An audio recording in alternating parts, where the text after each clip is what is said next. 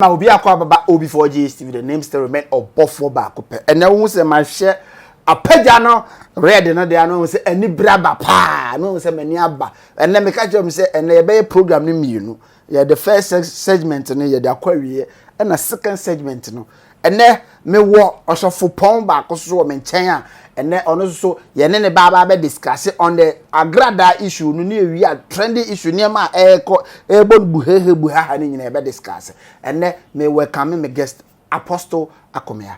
Apostle mo akwa baba obi for GST yeah ja openi na apoma a chere de nyankopan do na so mfache arumbrase de dos too much tietiefu na omete wonka cha onso pejam mu kakra na chia o mana ha ewia me chia obi biala wo hwe obi for GH yes Agradaa nyankopon hira obi biala yes na wontre obi biala hie mu na onpeje obi biala ntitru me ho kani root me chia wo Yesu Kristo dim titru ni ho kani o chia no Yesu dim ya nam so me chia me de bi sia no so me chia me so me ho kani on so Agradaa hira no ma ho fe o ma ho de o ma sika o ma niema bebre na che se ni je ne emela fie bebre na ene wa woni tua ye ho na Christian Council eba out to say Agradaa program na oye no sofu bia oye under Christian Council bia ngoso okoho ura ho a upie na case close ye wedi wono me ya adwena na se o wonte ho bia so beka abafo me dase me no omo nya adwene oni omo nya adwene prophet nyangaja so no omo nya adwene so no omo nya adwene de ntia me no omo nya adwene de edikan enipa wo se wasachira no fa na hu se bia ye born deliverance ko de edikan se onipa edi bone a obefa Kristo ye ni wura ne kra gen kwa yes edikan deliver no yes ye tichi no na ya wie after teachings no yakobo na su ye hu bisa na se ye hunu bi wa Agradaa ho enipa na ye deliver no ye hu se ye deliver no ne hu swimming pool ko dem dwale ye de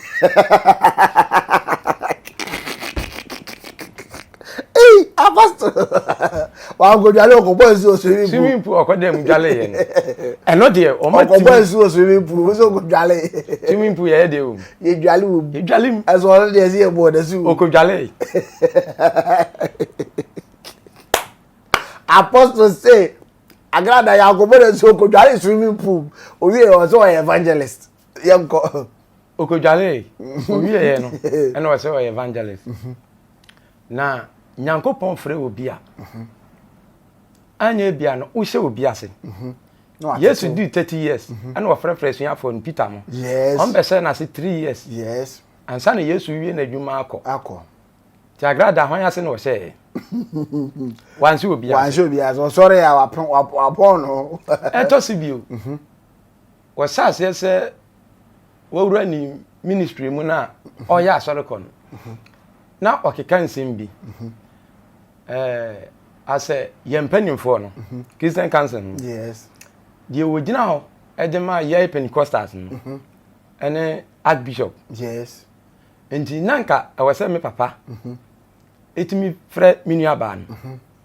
nanka wone no ekasa kyerɛkyerɛ no yes baby a wo befa Kristo som no asa wo ya ayera ye nyinisi nanka mama guidelines cause ni nyina na okɔ Bible school ye teach you ye kyerɛ Agradaa okɔ Bible school there eno na mi bisa no se okose wankɔ Bible school mpo ne se o se leader bi ase a ka we nyina obɛkyerɛ no yes every say eye ethics yes obetime o Kristo sum mu ye bɛkyerɛ se ade we enye ni sei because Yesu Kristo ka se bi according to Matthew chapter number 12 verse number 33 se dua na ba no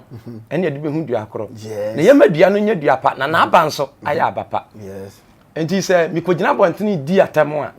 se no obi beka na se dua no nya dua pa no enye dua pa enti se nka Agradaa aye evangelist mama part asesa no obi di na atem no onso so yes de bunfu wo ho na emom obeso so odi nyame asem no obeka de ato enti wona o wait no be hu se menua bai asesa na se by their fruit they shall be known wadua ba ne be me hu osu ne oban a wotim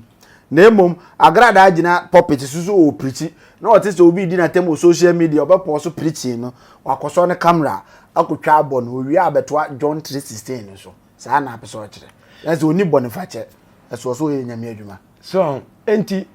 se we Nyankopon nipa sa na o ma we onye yes cause Kristo na ye di na chi no ayi obi din Kristo nse se oni ho ana ye akofa ne din ade ato ye ho so sa wo ye oba na sa wo ware na be ma ware no no ne din da wo so a okobo adwama a wogu be ma no ho fi wogu be ma no ho fi na ojao ne din ana da wo so no wo yifiri wo so efiri wo so yes enti se enti wo fa Kristo oba adwamanfo no na eko no ti se wo be fa Kristo a wa ware awurade sa enti okogu nyame din ni ho fi a ojao because enra me share video bi a obi posti wo se medium status kora wo se ye sori a ye se Christopher ye caste ye kele de Agradaa ye kumbonsam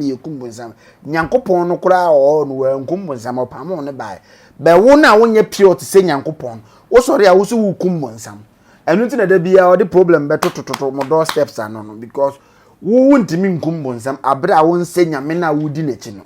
asem na na so abeka na ha no enti se bonsam yenkuno honhom bia ni ho a obetimi wu nipa beka so betimi e dey so aprada me dey so ase asofo no mu bebre ni mi nyame na hu nipa mabo ana oyi ni free ye ho yes de wono awurade botayente odi nipa ne ban na wa ma wo abema ma wo yes na wuntimi nkase ukun bonsam enye yi nyame kura wa nkuno na wo yes wuntimi nkuno enti mama pat nen preaching mu nen kasa yem asesi ampanimfo se wo ma wa wo ye sofo ti se meti yi na Nyankopon aye madom na bia mama part enam ho na bia me makotwam wo ho na me se oya asori ntimi nkowura ho na mi pia ma se bia ye yiwadi Bible school amekọ set ya menya nyina afi enya adwuma bio Nyankopon obi nkoma no yes opia no obetimi akoma menya me yes se Nyankopon kra no wo frɛ wa na oye na adwuma wo se mi ye wi abo nyame ensi wontimi nya bibi mu ano da ono ene wo bibi ene obo aye ti sa so ye guy a wonya guy se Nyankopon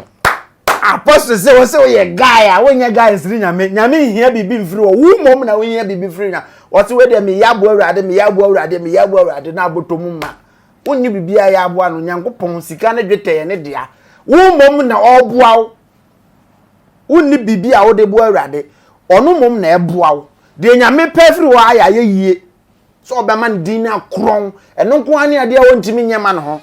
eno so kro so anya obema nnua emmo ne nnema aye uboza ade tia no pa na akokọ amaso kokroko tese nyame oye kokroko emmo kres ema ne nsamrane reverend apostle yenko a you know was ready no mama pat se wasachira media menyi ni se wasachira media tie manum asem yi se mede se be se ho because who P1 was saying P2 was saying P3 was saying you know obi wo ha se me fa Yesu se me kra na agenza se na de be se ho no se wo ho kire wa witimi fo obi sika entina asofu bebre ebu amanfo me fa Yesu se na se wo ho kire wa witimi jem se ojina P1 was saying enti bra na ahwo kire ne baaye no oja sa se nimu ekose foforo yes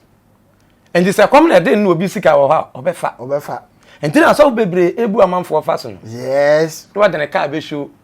mi fie ni ejapade ni yes nti wonim se wo mu we de wo sika bebre on fa sika anya hwe entu nu wo mum no odu piu ahun sa de tie yes se mama pat ese wasachira na se urade na wotesoro ebebu nipa aten no ehunu se wo ba no wasesa ama no a na momo se momma ni program oye no asofo ne ma na wa bebe bia no ebe wabodin da wo so ne ho kremba nyina ya de a oni ho na enya oni urade na enya na se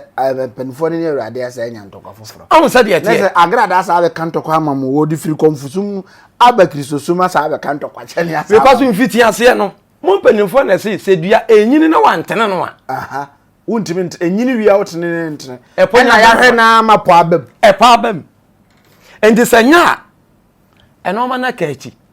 evitia se na o start ye na nanka enoma nkoyi no akwa bi na papa dua otwa dua ne saa otwa na apa asewo se wota wo ho de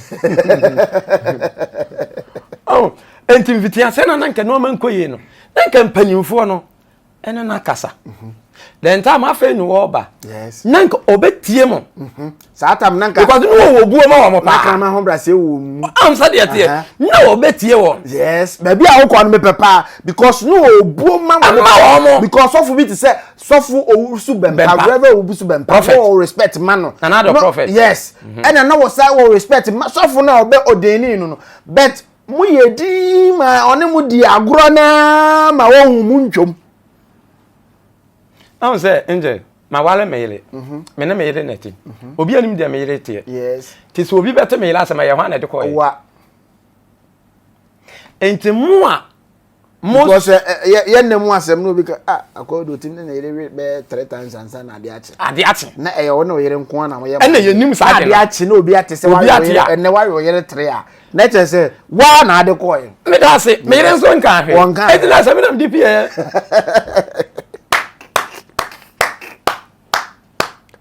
Wow. Enti ayamo empanimfo na bu baby say what the wa gross say what ya obetafre wa no obetafre wa no na mo de anse no so atafre amamu enti ono de onim say de oye no eye because empanimfo say de wo twasa na onim say na chia ti mo empanimfo na momunim mo wura kisotum a munim nim de ni nyansa ewom because James chapter 1 verse number 5 and say seka mu bi nyansa mani mu say wura de o ma na ade nyina akwa no yes me pehit no wa bo word no say eka mu bi a o ni mu bi nyansa de say obi a woni nyansa no yes o mu say de answer ni ba bebre say Yesu ba wansa gimi aye no kore wo woni Yesu bia wagimi wow evangelist Asare God bless you o kan say mo say nyansa eye nyame ena nimde eye wiase ye be fa nimde wa asase so be nyansa de nyame na de ma enti se ena asofofo ni bebre de nimde na idane nyansa e wasan ka me papa mo panifo no efre mama part yes no mo ne na di nkomo because nyame adwuma obi a wode ofele no yes obi a wone mentor me say me starting yankopon adwuma na awurade kwan frɛ me me hu me so awurade afrɛ me Bishop Charles Ajenasare ono eye me mentor mani de na ho pa mi nwura na so dem da ba me pepana asem yes me mentor Eastwood Anaba me penasem papa enti sampani fo wie mo afre ma mi na omo nwosra kan bom ade ma mi ti ho etu ni fo a who so onfa obefa man ka he na nka mokro matimi asa aboa no program awurade asem se de o mere no dem so ni mu e ma ne nye den no wonya den mo ye den tika mo bai mo chena se mo wi amaka chena se ade na oye no bra o nwase a program no wo ye bi kura o invite e be ba be boa ma de na yeye en company for Christian council kura beti mate mu Agradaa down because in some Agradaa be kan social media na ana no dene uni twase ni uni this face you are this o be catch obi fix you a man you know me nka fix you yi ansa na be fix ensem basa obi ana be TV so ka John 3:16 ogu ye no mase de nti o kan no sa no se bi o ka kire panyin bi a ohun se panyin no omu no ho because akra amatetew e be di matem a eye me na maye yes wa humi ntum yes wa hunu dia mete yes tin o ka dia wo pe e de kire me na obi a me matetew matira o de eye man ka obi hu asama ankyere wo ma hu obi anim ase ankyere wo eye de na nka akogina bonkyere begu manim ase na che se omu no omu dinka gugu nkofo anim ase kire dia wo omu mu no omu yi bi kire no wow because Yesu say die kwa nipa mu no enwunu hu fin se die firi mu ba eba mi didi no ma hohoro men sa se anya hwe ba mi nya wie na bia se bio ye wa ha se ya na mafia gu ha enye tan eta pa ene obi wa onum so ne fi wo nkura wa hu ndi onum abo na de ko wo ko be fi gu ha de ani asem o se etan yes enti ni bank wa fa Kristo ansa obo na ayi no o se so obi mu betimi abefa so dan mu bebubu no mu be ye den ba ade mu ntimi nyimfiri ni mu one Bible two Kristo awafa no tie word no one Bible two Kristo awafa no mu ntimi nyimfiri ni mu ntimi nyeda Because Bible no na di sika toy. Two Yesu no. Ono ana so asachira. Ono na so asachira. Ono na so afa no. Wo bo Kristo ni nsu din. Wan ka Yesu because you ba Yesu ho. Ba wo si Kristo. Kristo ni so ya wan ba akopɛ. Ba akopɛ. Ono na aso wo wiase a wo se wo ya collect bia. Ono na wo nso wafa no. Sa nwosra no. Kristo no ejina ma nwosra. Eno ono afa. Enti sa wo nso se wo sa nwosra no a. Eje ntire wo ye mistake na friend. Enti na se mo ye pese munkumnya. Momo aye. Yanka hu ni tisa na ye. And now no Bible say Yesu Kristo, asuafo ba Yesu nche no be ka tense rabi. Ye kwato obi si obo odin. Enti ye bra no because wo frɛ no wan frɛ no bi. Rabi, ye kwato se no obi si obo odin. Wo frɛ no wan frɛ no bi. Ye stop no fe wo nka ho. Asem na evangelist apostle obu ye bewu. Se wo frɛ no wan frɛ ni bi enti oni right so obondi nyame no obi e o right so obondi bi enti ye bra no Yesu say de wona me wabo ano no na won ka me ho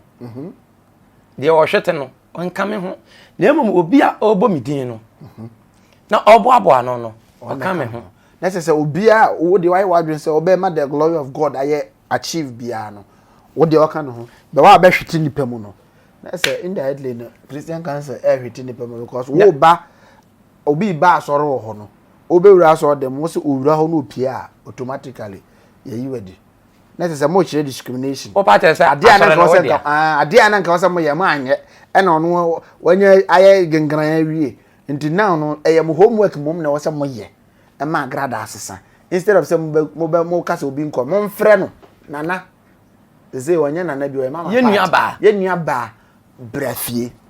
mpanifo mu ntie ye mo mfrɛ no ye nua ba brafie because man mfrɛ Agradaa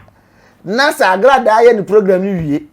ene say respect bia ni obenya amasofo panyin bia organa abio to start say wo sopa obe super from head to down satam no ebi ana na so dan ya be kulusu ni down ti wo de ya wo be twa bɔ mo ama mo be yada ti mesrɛ mpanifo Agradaa o sinto momiam wa no ekwan be se ne be fa so e be boa no reverend papa me da se so panyin bi organa ha ne ba no mu wi amae e ba ne ba ni nsem hu no o ba o mo kan de asem am se wo individual ne ba no ne ba na asem se nya ne papa asem medika ka se adwuma no nye ye dia yes papa na hu ye mobo ana na adoma wo no wapone kakra ma ye se ye mfa nye na adwuma ni edi bone saa ye kan kwasa asem saa ye ye de ensem fata saa ana wono wa hu ye mobo ede ne kra abeto ho amaye hwe ade a me priti a me kai bia na ye me ya ne se marriage na won ye de pin a wo ne banfe marriage na ho ne de pin a wo ne banfe ye de nkasa cha se no enkwanso owura wo ye nsakyere ne anwanwade since comment ne ye de nsakeka bonyo no ye de atua na no wan ka ba dey be su ama akonwate enti sa papa yi anhwe ye bone ye mumuyo na wakaye no wafrɛ ye sa Peter ohu na de ekobia Peter ni nye ho edume bia Yesu ye nsankyere ne ni age enti asuafo ne tra asadwene hu din se ye jade ye wo nyina wa bedi papa ye chi Peter no ni move forward no akwa no so ura ka kire ye jade ye wo nyina ho bedi ya chi ade ba ni ebenya Yesu se die mi nti wahwere ne ma ne kra ne yere ne japade no ne nsabeka ampara se Yesu wu koye no Peter on konkre bonus no otimi ginai na wona nanka o mmere no ade kura ye mani gine se wo kana somafo nyuma no a Bible say Philip mu ko preach na manfo fa Kristo afi wona o fa Kristo no o ma aya asafo a wo mu hiem Peter no don duro ho no na sa nkonkro ma o so Peter bi sa se amugidi ye no manya nkonkro o ma se da bi e kura Agradaa nkonkro wonim mugidi ye no manya nkonkro na o ma se da bi ye nim ade krokro a wo ken Peter ene John e ka bom wo sra ne bom bompire mam ma wurade honhom e ba wo mo so yes e betena wo mu enti me papa mo ya difo Nyankopon mu se mo bompaye mo bu se wurade e kwan ka mo fa me nua ba yi mfa so me sister yi mfa so a enka Nyankopon be kire mo na mo ne no akasa te me sra me papa mo de o mo kan se maame no awurade a wotesoro ne obebu nipa aten because nipa ni mhwe kra no wanka ya so nianso yes abonifo mienu yes ba ko jitu mu se asotwea esene fata ene wono no nsa aka no Yesu ka tren sa na ju be ka me wo paradise yes neso ono di boy ni kwa je ne fo zo tu mu awurade hu ne mo just a 2 or 3 seconds awurade Nyankopon tie no ka tren sa na ju obe ka me ho wono kwa wo se ko na hinie ma ba wo se anadu ya obe ka me wo paradise baby am ko jima ho me no me be ko nyame wonim wo wonim me wonim di wodi Agradaa be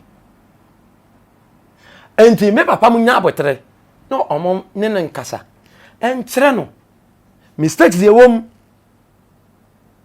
na wono so ani aba no ho so empaibo ne wohia mobobi aboa no Paul kan say wo se monkom nkoto dwan mu a monya dai mon kai ye nso ebi e de ntra Paul so mon kai eni won na nsunsun sayale ye Paul de handkerchief fi sayale ye na dai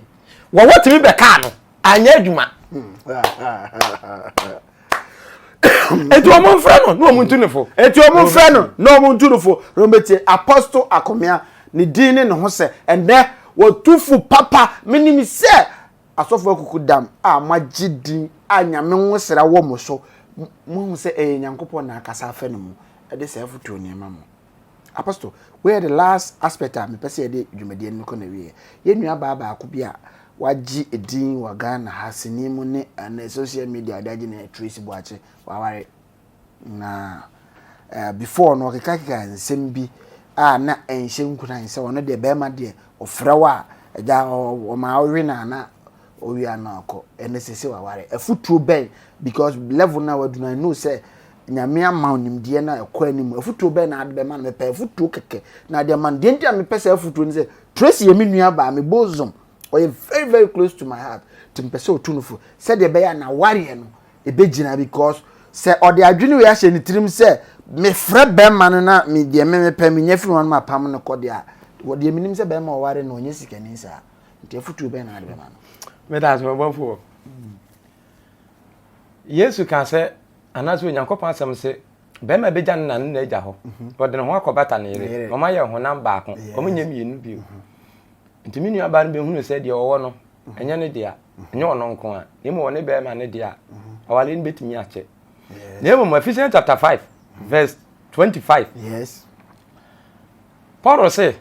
emema mo no mo yere no ba start 22 na wo se wo ba bere wo ho ase yes se obehu se bɛma na waware no ni tiri ni Kristo nti se wo bere ne ho ase ma bɛma na wo bere ne ho ase ama Awurade a yes awale no bɛkɔ enwu se di obi ka se bia ebetimi agu no yes enwu se obehunu sa de we se bɛma ma ware no mibuna Nyankopɔn ne mabuna awale ne bɛkɔ wow ebeche pa na emu nso ye na adwen se misika nti se de wo bo audio bi na yes enuru ba bia awale ne bewu na ade abako ma wo munim ai na me ka kire wo ne se be ma te sa akola yes e wo ba nsem yes be ma bi wo wiase bia wo te sa akola e wo ba nsem so wo hwe ni ya wo bre ho ase wo kakasa de di kan de ma be ma yes yo ga se wonya kro ye ma oh mewura nokre dia won ka se wonya nokre aje se woni bi nokre ede wa pra no wo nokre men Canada ba se wo mu na obeka to se pra yes ti se oba wo bre ho ase ede ma be ma no emfa wo no usika wo dia ho no wa fa na nyame aye wadum no wa ye ya yes en hardin bomoden na bre ho ase sama be ma no yes ekoyo ankoyo de woni bema bie ni twaka wo de an se do ku Frankie do yere last word na chia ne yango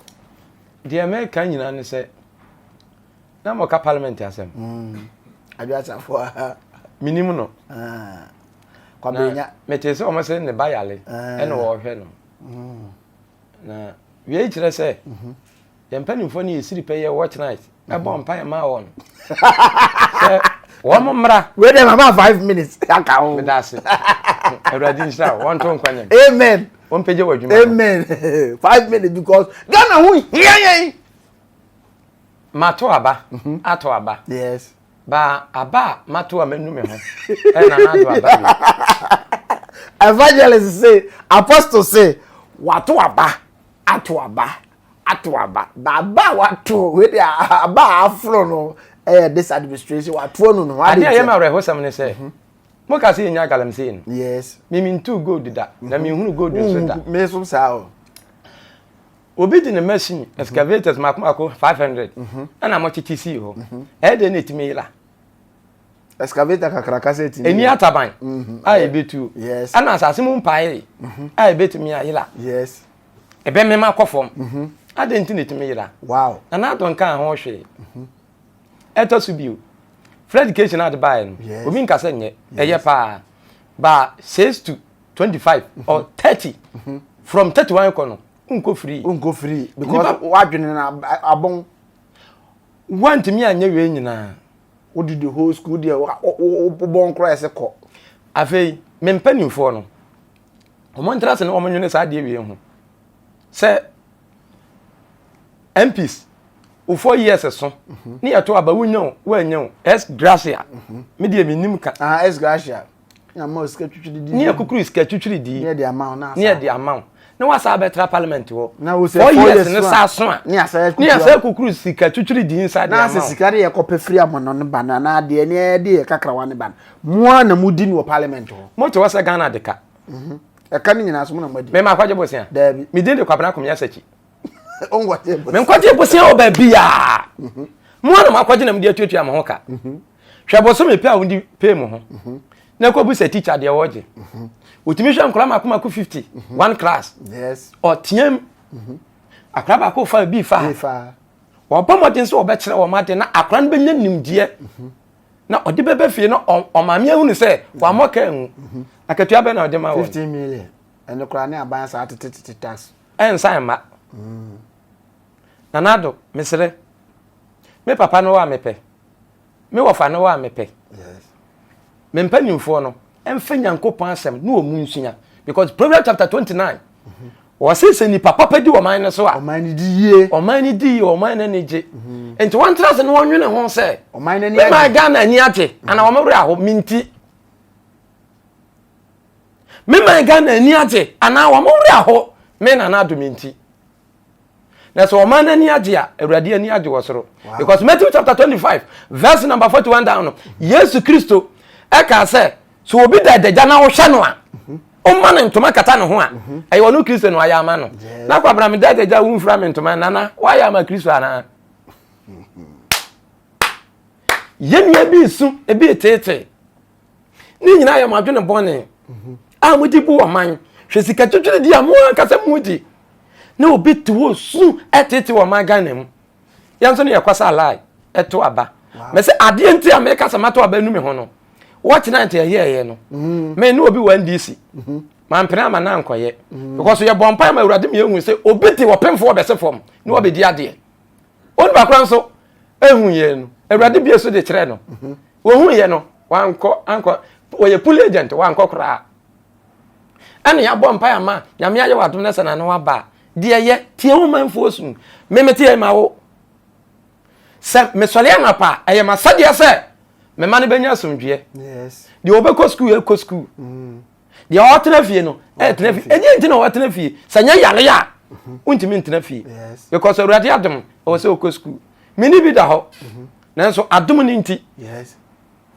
e wasa me ba ni ko school te me mpanimfo no o mo nwene o ma Ghana ho yes e da no mete sa France man panyini panyini bi e ba nto man panyini ba ko ba nto wo de bicycle ene ko sia no mo DC kura no mo de convoy ene nam aye ho aka o man ne ka wono France man panyini o mo wasika no wo de bike ene ko sia no man panyini de ba ko ma no so wono na me a wo be sia me no me de bike ne eba enti wo be track am jini entwi nko ye nko eso assembly man person o de convoy mi ensa ase esua atra ne do so do aden yesi ye Ghana ye isu V8 no ne Land Cruiser Prado no V8 no ye use crass and a for the Japan for my yeah mom ye use obeko ye you would a good cho bobeko Japan and penifon hon no use can get the reason is omo pese fuel consumption no from say the beya o man no beti match chiri ni but ye kwabra na ekwa ye V8 mo pack so and the engine si so a ye ni bedi 3 hours engine si so 3 hours o wi a o de abafi anya on na 20 am say mo say kabimam kabi abrafo na de bae onimi nyansa say Dubai for Qatar for I penny for go to fie no desert and say isiri makotomere da makotonton so ma de kitters nyina enua ho asase ne krodu mebi ombo nko fie dua de ma ne yi dua bayere ho pa bayere na omre nkumase bayere nyine firisirem na eba menim de nti omfre ni sirem bayere a omfre nkumase bayere no okọ Qatar wonya bisa ni nyina omokokra yes ba ye mpanifo no enhwe monwa temamufo no na de wokasa oba no oba ma adwuma me de nya one district wo kra na me de adwuma na de wo se oba ma ye nya bi aye ne ye ho atoye kwan wotakra wunwie enani 3 days mpanifo bi kasa ye se oba ya square interchange na me se oh we de nka ne kwan a wo de won sa aka no finish my asema panyi ba akokan ne se onya ofine se onya sika sabio eno na me kan du me bi o me se me di atem nana nti wo ba ya kwan no enye sika na akwaje sika na akwaje na hu se we ba so kwantimi kwaje wai Francis na sa wo wadi ana o sa akwaje foforo nyame ntia oka obetua nyangopo wo ntia oka odi ganes kan kwa de obetua ya fel kasa no nko na wi emre na aye me de ko na wi ye no me sra me mpanimfo omunhia nyankopon asem na on fa nchekere o men yes because o kan wo mo say yes national pride yenala ya assassine e ya bodede maye moja na nan hwe egu edete eto ho maye o me edete tere wo man Ghana no eduru ye eno so say ye beye bia to aso yes any skadi dabi eno kro no boy dabi mo kukuru yesika na mde akoto fie wa brochire edi ntina mo yale amon hwe mo ho yale wo Ghana ha sa ha de paracetamol na ye hwe nyambe tue o moka Tiefo. Everybody na ko point say obi biala wo hwe ye. Obi 4GH. Yes. Mon hwe. Yes. Na mon subscribe. Yes. Mon say na nyankopon be hira mo pa. Na obi biala wo be se no so. Everybody be hira no. Obi trend sim. Obi a wo yale Everybody nsa na yale. Ye woni adwuma Everybody man adwuma. Ye no ho tire na Everybody nyini mfira ho kirim. Ye awesome. Everybody nyankopon pepa na ni wo mu ni so. Erade abasa enye kese ewo bibiala so ewo Yesu Kristo din amen amen anya de dwumadie ne kwa wie the name still remain obofo ba ko pe enemani agi bebre because and apostle akomia onewa wakama sempa ma mani agi anya de dwumadie ne kwa na wie ye de kwa na wie me ka kire se erade beje wa mana ye herbal clinic edakumi hokọ ka kire se OB4GH TV se bra nya samia de bibia be fa edu na one city call be 50% because of the din OB4GH TV no abon you know friend say ya dey we dey na friend say you odin o the friend was say friend operation edu no me ya na afuro na etwe na say ya na o yese mafuzi ya etwe operation manoma mani nyina ya etwe na say ha na edi dwumade ni ko na wie me ne apostle akomia na twen komo God bless you and stay blessed. That's an amatianka. Bye bye.